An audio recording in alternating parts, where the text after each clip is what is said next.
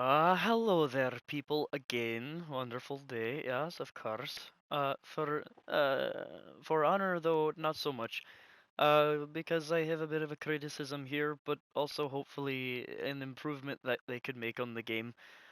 One of the things that has been, I guess, kind of controversial is their new store item,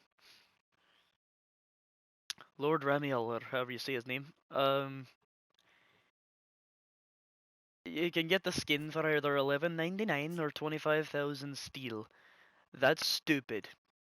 If I'm gonna be right out honest with you, I mean, I have a solution to fix their problem so that they can actually make skins work. So if you're a dev and you decide to click off just because I heard it was stupid, well, there's an easier solution to it. I mean, people make stupid mistakes all the time. This is a pretty big one. There's a better way to do this. So to save you time from doing what other games did and had to learn from, I'll tell you what the secret is right now to actually making proper money off skins like this. Something I would not pay for that. I'm not going to pay for that. None of my friends are going to pay for that. We just don't want to pay for that. And for like the first week that it was out, I was seeing a lot of people using it, but I haven't seen it since. And so like, it's just not a desired item because it either costs 25,000 steel for something that I can honestly make better fashion with. Seriously. Let's just look at this real quick. With fashion like mine, I don't see a reason. Look at that. Nice and pretty. Yep. Yep. Yep. Yep. Yep. So I don't really see a reason to get that. I don't really. So like, what are we gonna do? This. Uh, kind of customizable, I guess. But like, it's not. It's really not customizable enough. And the true solution to this, the one that you're waiting for, well, it's an easy solution. So let's take an example from game developers that have already learned this. Yeah, let me just show you. Alright, here it is. The secret you've been waiting for, the game you can learn from, is Dead by Daylight. And to be honest, if you did this method, I would buy the skins. I would invest my money on the skins, I really would. I would invest into that. I would invest the time that it would take to get through the steel. Because let's be real, $12.99, what is that? You get 11,000 for $9.99. I had to look at it before starting this clip, but that much can, like, the only real utility to that skin is if you don't have good fashion, so you just slap the skin on it until you have good fashion.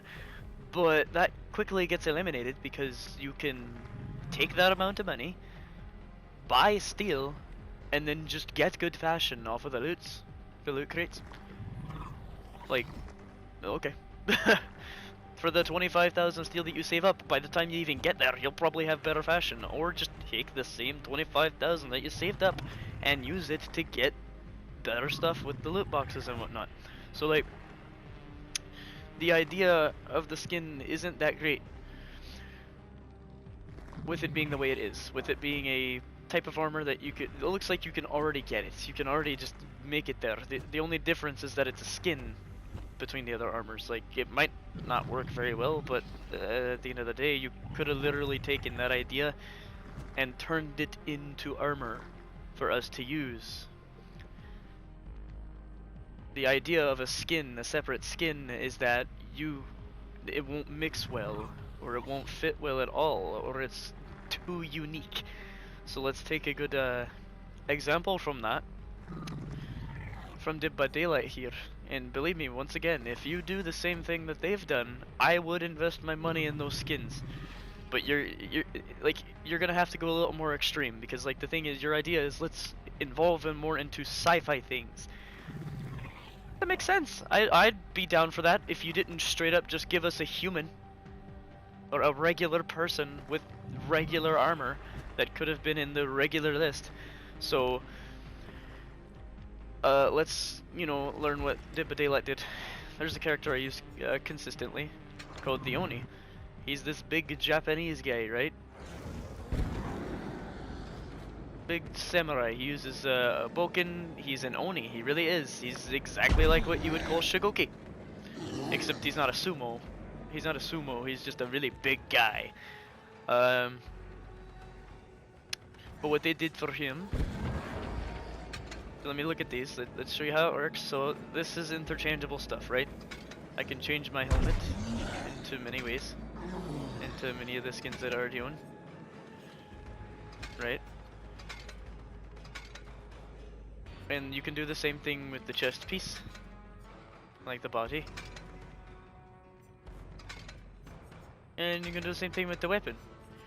Now what you're noticing is this red one over here. Why am I not clicking on that? It's because it is unique. Bam, I hit that, it's a whole set. Because if you tried to mix and match any of this stuff, it wouldn't work properly. It would just look weird, it would look messed up. You wouldn't want to do that. You wouldn't want to mix the Minotaur and the... It wouldn't work, it wouldn't do anything. I mean, the sword is probably usable, but it's just part of a set. That's the way they do it. They don't really plan for this to be able to be mix and matchable because it's too far unique. This is a very clearly a Minotaur. It deletes the previous idea of the character entirely. As a matter of fact, we just went from Japanese lore to Greek lore. So like, that's the whole idea, is to kind of go away from the original idea of the character without ruining the identity of the character. So, like a good character, like let's take a Minotaur for example, right? A good character would be Raider. Raider is already seen as kind of a bull rush behemoth. Like he really does take after the Minotaur a lot. Because he's got the bull rush, he charges you down, he has an axe. If you know your Greek lore, the Minotaur uses a labrys. He's already got the horns. Like I think the horns are less of a nod to Vikings and more of a nod to the fact that he's charging you down. Especially since Vikings didn't even have horns on their helmets. That's aside the point. I think it would be really cool because if you gave him a skin that just turned him into a Minotaur, oh, I'd be sold. I'd buy that immediately. Let's go. The wallet, credit card, like let's go. I would literally buy that. So that basically would make it an actual sellable skin rather than just making some new armor and then putting a price tag on it or overly pricing it with steel. Like regular armor, if you want to change into it, like an armor set, it costs like maybe a couple thousand steel, and you're asking for an entire set to be 25,000 steel? Why? So aside the point, like I said, there's no reason to waste that steel because you could use it better in other places. Like you unlock a whole new character for that.